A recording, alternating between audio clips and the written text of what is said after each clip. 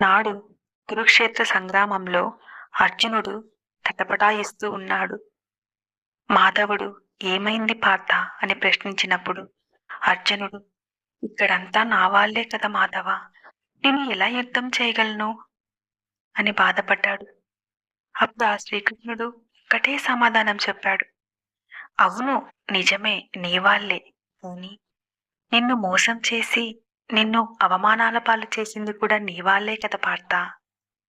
ధర్మరక్షణ కోసం తప్పదు, ముందుకు సాగు అన్నాడు. పెద్దవాళ్ళు అంటారు కదా, మహానుభావులు చెప్పే మాట ఒక్క అక్షరమైనా ఒక్క పదమైనా చాలు 10 కాలాల పాటు గుర్తుపెట్టుకుంటారు అని.